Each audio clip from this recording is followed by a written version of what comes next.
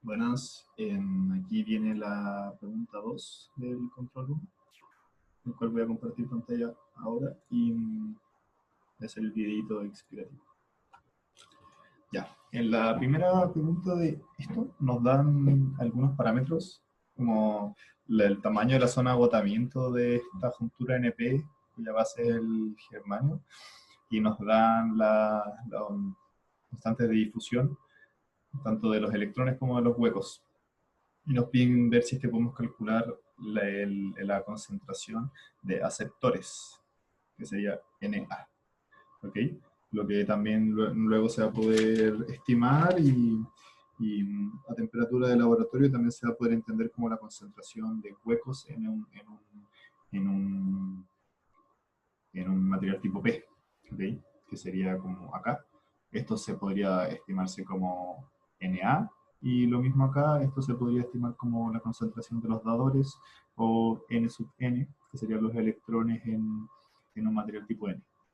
Ok, esa es la idea, y luego también vamos a tener que calcularlo para otro caso donde no tenemos esos datos, pero también existe otro camino bastante directo. Luego en C nos dicen si es que no conocemos casi nada, si es que se podría. Aquí lo expliqué de una manera más general. Y aquí luego tenemos que hacer algunos gráficos para explicar cómo se comporta nuestro diodo, si es que es tal, o cómo se comporta la juntura, los niveles energéticos. Bueno, entonces paso a explicar el punto A primero que todo. Voy a poner un cronómetro para saber cuánto estoy hablando, para no pasarme. Así que bueno, em, primero la primera idea más directa es calcular la corriente de difusión. Voy a estar bien enfocado en la corriente de difusión porque en la juntura NP, como sabemos, existen dos corrientes, la corriente de difusión y también la corriente de conducción. Sin embargo, la corriente de conducción generalmente es muy pequeña y es como una consecuencia de la difusión, ya que la corriente de conducción va a ir dada por el movimiento de cargas, pero ese movimiento de cargas es generado por la difusión, ya que hay un desbalance energético y, y las cargas van a querer equilibrarse, y en el fondo luego se va a producir un potencial acá que va a estar dado por un campo eléctrico que en el fondo va a intentar detener esta difusión y equilibrar todo, ya que al mundo y a la naturaleza le gusta el equilibrio y conservar sus cargas y energías y todo lo que está relacionado a ellos. Entonces, bueno, el foco va a estar en la corriente de difusión, la densidad de corriente de difusión más exactamente, ya que la corriente se puede calcular como la corriente de difusión viene dada por la corriente total partido del área. Que bueno, entonces acá ocupamos la ecuación que nos da los apuntes del profe, que estos son datos de I y de H. La carga de electrón también es un dato, y acá estas pendientes las vamos a calcular. Hice un cálculo, no es el más exacto, pero lo hice para tener una referencia y saber cómo se podía comportar esto, ¿ya? En un ratito voy a explicar cómo se podría hacer exactamente. Bueno, reemplacé los datos acá y me queda calcular las pendientes, que viene es la derivada, pero la derivada es la pendiente de una función respecto a una variable, y como estamos solamente en X y aquí es la cantidad de concentración, faltó rotular el gráfico, pero acá es la distancia a la que estamos de la juntura, y aquí es el nivel de concentración. Más arriba es más concentración, más abajo es menos concentración de impurezas. ¿Ok? Lo que hice fue la típica fórmula de un punto menos el otro dividido en la distancia. Y lo más exacto, como había dicho recién, no sería esto. Estos son valores aproximados. Ok, notamos que, claro, la pendiente P es negativa y, y la pendiente N es positiva. Ok, y estos números nos indicarían que la pendiente de N sería mucho mayor a la pendiente en inclinación, en cuanto a inclinación, sería mucho mayor a la inclinación que tiene la pendiente de P. ¿Ok? Lo que es opuesto a esto, pero este es solamente para demostrar cómo se vería esto en general. Okay. Aquí tenemos la zona de agotamiento, y justo cuando se saturan los materiales y se acaba la zona de agotamiento, nosotros tendríamos estos valores de concentración acá que vienen dados con subíndice o sub cero, como quieran decirlo. Entonces, si nosotros hubiésemos querido tal vez calcular la derivada, hubiese sido más útil conocer estos parámetros, pero no nos piden exactamente los valores. Entonces, tal vez usando estos, nosotros podríamos haber calculado la diferencia más exacta, dividirla por esta distancia que viene a ser de tamaño 0,5. ¿Ok? y ya que esto es 1,5 Armstrongs y esto es 1 Armstrongs, entonces esto es 0,5 Armstrongs. Y luego se pasa acá, y podríamos calcular la diferencia entre este punto y este punto, dividirla por esto, y este punto y este punto, dividirla por esto. ¿Ok? Y aquí hay un estimado de cuánto sería la corriente de difusión. Además sabemos que la densidad de corriente de difusión se calcula como esto, como había dicho recién, y yo quería, ya que sé el área, la sección transversal de esta juntura, que son 9 micrómetros, que en metros cuadrados viene dado por esta cifra, yo investigué en cuánto es el voltaje de la zona de agotamiento del germanio, que es este material base que vamos a estar acá dopando con impurezas, y salía que el material tenía un voltaje de la zona de agotamiento de 0,3 volts, cuyo valor en el eje Y del gráfico que nos dan acá, si es que notamos 0,2, 0,13 es aproximadamente 1 miliamper. Por lo tanto, acá, cuando lo calculé, puse que era 1 miliamper. Esa es la razón. Entonces también se podría calcular de esta forma, de manera estimada. Y bueno, como nos piden calcular el número de aceptores, que viene a ser como esto, ¿ok? El número de huecos en el material tipo P. También existe esta ecuación y ya tenemos bastante información para poder calcularla, entonces se podría. Se tienen suficientes ecuaciones y suficientes incógnitas para poder calcular n sub a, y se podría. Otro camino, que es lo que hacemos en la B, que resulta bastante más corto, sin embargo tenemos menos datos. Esto lo hice porque quería ocupar los datos que nos daban, que eran la coeficiente de difusión y la distancia de la zona de agotamiento.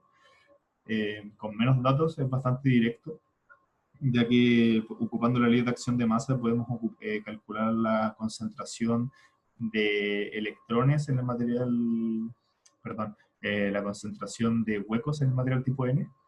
Por ley de acción de masa sabemos que esto tiene que ser constante, conocemos NI, que nos lo dan, NN lo hemos aproximado a ND, que ND nos lo dan, a temperatura de laboratorio que viene a ser los 300 Kelvin, 27 grados Celsius, se puede calcular y esta estimación es muy válida. Entonces tenemos esto. Y una ecuación que nos dio el profe en la cátedra, en alguna cápsula, fue esta. Y conocemos P sub n, conocemos la carga de electrón, conocemos el voltaje de la zona de agotamiento, que como dije recién, del germanio de 0,3, conocemos la constante de Boltzmann y la temperatura. Por lo tanto, al calcular todo esto, que esto lo dije acá, lo investigué, nos da que P sub P, que vienen a ser los huecos en el material tipo P, es 2,67 por 10 a la 10 aproximadamente. ¿Ok? Lo cual, si es que ocupamos esta hipótesis de aproximar, hacemos lo análogo acá, pero para los aceptores, nos da esto, que Na son 2,67 por 10 a la 10. Luego nos dicen que si es que no conocemos la concentración de aceptores ni mediadores, si es que perdón, si es que sería posible estimar todas las variables del problema, y para qué podría servir. Bueno, podría servir para saber el comportamiento, para ver si es que se comporta como un diodo, para saber qué pasa si es que el voltaje se iría más allá, para saber eh, cuál sería, no sé, el voltaje de frontera que se podría superar, y para que efectivamente haya una corriente por esta juntura. Entonces, yo digo que sí, y de manera bastante general mi idea va a ser decir que tenemos el mismo número de variables que de incógnitas, por lo tanto se podría resolver el sistema. Y primero vamos a tener las dos ecuaciones típicas de estos ejercicios, que son la ley de acción de masa y la de neutralidad de carga. La acción de masa es esta de acá, y la de neutralidad de carga es la que nos dice que la carga en la juntura en la juntura PN se mantiene, que viene a equilibrar los dadores con los aceptores, y la concentración de impurezas de huecos y de electrones en ambos lados. ¿Okay? No la escribí, pero es esa que acabo de decir. Además tenemos otra que es una razón que nos da las constantes de difusión, que el mu sub E y mu sub H, que es la movilidad de los portadores, porque todos se están moviendo de izquierda a derecha, así. Y esto, si notamos, es una triple igualdad, entonces esto en particular nos va a dar una ecuación, y esto nos va a dar una tercera ecuación, una cuarta ecuación. O sea, tenemos 4 ecuaciones. Y por otro lado también conocemos la ecuación de la corriente de difusión, que es la que había dado antes, y tenemos suficientes incógnitas y suficientes variables, suficientes ecuaciones, perdón, variables y ecuaciones. Y bueno, como calculé todas las concentraciones de huecos y electrones en los respectivos materiales tipo P y tipo N, acá digo que este es el tipo P porque viene dado por un sub P, y acá este es el tipo N porque viene dado por sub N. Puse más o menos cómo se comportaría esto. En la zona de agotamiento aumenta el número de electrones al tipo N, y en la zona de agotamiento pasa lo mismo cuando se pasa de un material tipo P a un material tipo N.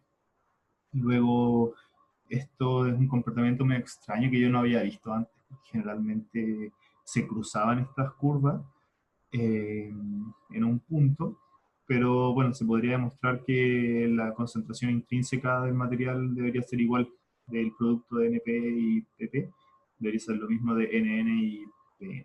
¿Okay? Eso es importante y me llamó bastante la atención de que en ambos materiales se tuvieran más electrones que huecos. Acá es un poquito más, pero igual es bastante más, ya que es 10 a la 16, ya que es 10 a la 10, ya que es mucho más el material tipo N, que eso no es sorprendente en el material tipo N, pero el material que yo había presupuesto como P, sí es sorprendente. En el material tipo N la diferencia es de 10 a la 21 y acá es 10 a la 5.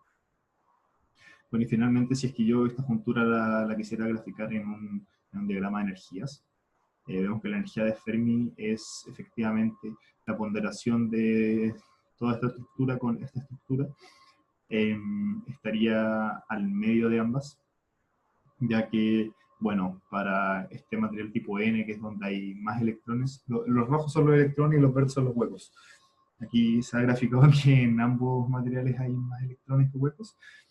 Donde hay más electrones, ya que los electrones tienden a juntarse con estos huecos, los electrones van a bajar de nivel, es lo que van a querer hacer acá, y también acá, ¿ok? Los huecos. Y bueno, en el material donde hay más electrones, la energía de Fermi va a subir, y generalmente en un material donde hay más huecos, la energía de Fermi va a bajar.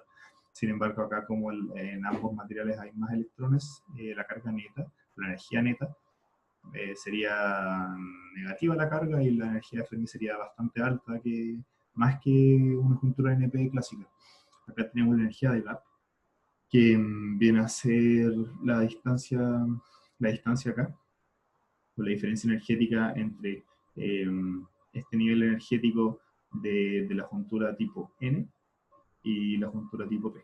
¿Okay? Como cuánto se debería subir la energía o con cuánta energía podríamos nosotros detener la difusión, si es que se quisiera polarizar directamente esto. Y aquí hay otra brecha energética que sería eh, el voltaje que acá en electron-volts, que se induce para detener esta difusión de manera natural, que viene dado por el campo eléctrico. Y bueno, acá no lo describí, pero acá es el nivel energético de este material y acá el máximo nivel energético, y el análogo para acá, para este material tipo P y para este material tipo N. Entonces, si quisiéramos calcular, no sé, una polarización directa o indirecta para favorecer la difusión o desfavorecer la difusión respectivamente, se podría manipular de manera conveniente y se tiene lo pedido. Así que eso ha sido todo y muchas gracias.